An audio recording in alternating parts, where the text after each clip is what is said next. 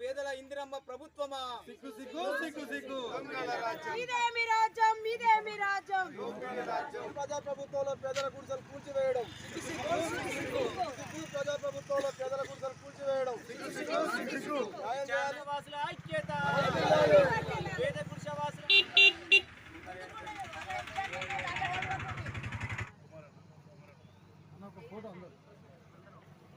అది ఇది ఒక చెరువు కట్ట.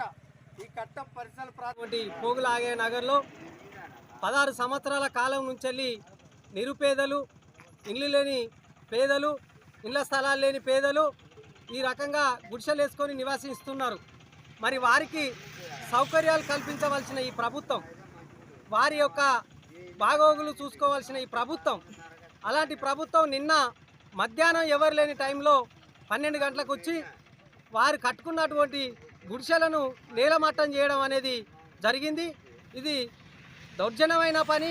ఎందుకనంటే వాళ్ళు 16 సంవత్సరాలు, ఇప్పుడు నిన్ననో మొన్ననో వాళ్ళు గుడిసెలు వేసుకోలే, 16 సంవత్సరాల కాలం నుంచే వేసుకొని నివసిస్తున్న వారికి ఈ రకంగా గుడిసెలను కూలగొట్టడం అనేది ఇది ఈ ప్రభుత్వం దౌర్జన్యం. ఇది మరి కలెక్టర్ గారి దృష్టిలో కానీ, కమిషనర్ గారి దృష్టిలో కానీ మరి ఉన్నదా లేదా అనేది కూడా తేలాలి. ఒక గుడిసె కూలగొట్టాలన్న నెంబర్లు కూడా శాంక్షన్ అయినాయి. అదేవిధంగా 58, 59 జీవో కింద కూడా వీరు దరఖాస్తు చేసి ఉన్నారు. అయినప్పటికీ కూడా ప్రభుత్వ అధికారులు మరి వీరికి పట్టాలు ఇవ్వకుండా కాలయాపన చేయడంతో పాటు పక్కనే విలువైనటువంటి భూములు ఉండడం వలన అక్కడ ఉన్నటువంటి భూ కబ్జాదారులు ఈ యొక్క గుడిసెవాసుల భూముల మీద కన్నేసి గుడిసెవాసులను నయాన భయాన బెదిరించి మరి ఈ అధికారుల మద్దతుతోని మరి గుడిసెలను నేలమట్టం చేసేటువంటి కార్యక్రమాలు శ్రీకారం చుట్టిండ్రు.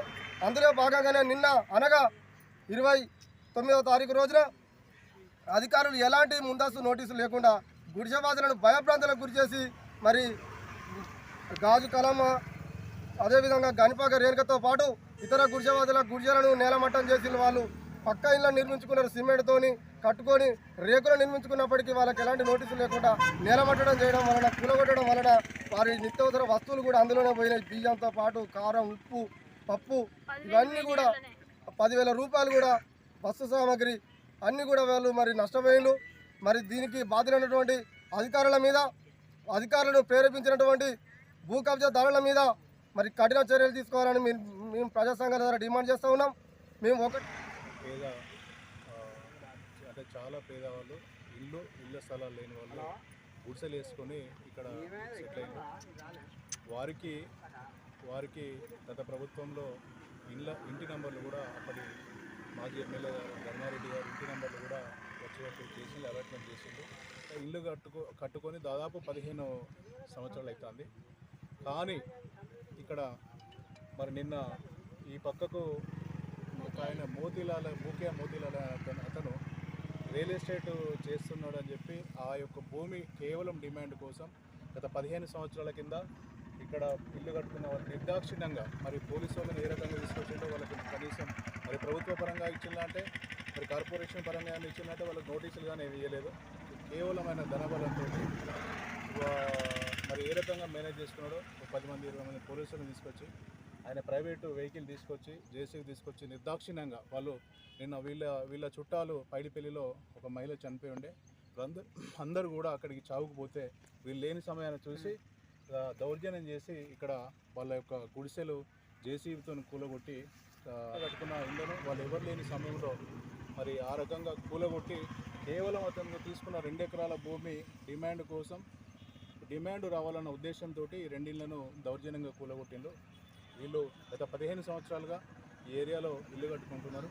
వాళ్ళని ఈ రకంగా ఇబ్బంది పెట్టడం మేమైతే తీవ్రంగా ఖండిస్తున్నాం. వాళ్ళకు ఇది ప్రభుత్వ భూమి, ఎవరికి ఆక్షేపణ చేయడానికి లేదు. దాదాపు ఒక 80 ఇళ్ళు కట్టుకున్నారు. మరి వీళ్ళిద్దరిని జస్ట్ ఇతనికి అడ్డం ఉంది, ఈ 2 ఎకరాల భూమికి అడ్డం ఉందని చెప్పి ఆయన ఇంతవరకు కూడా వీళ్ళని గతంలో కూడా బెదిరియడం జరిగింది. వాళ్ళను బెదిరిస్తే మేము 15 ఏళ్ళ కింద ఇల్లు కట్టుకున్నాము, మేము జరగామని చెప్పి అన్నారు.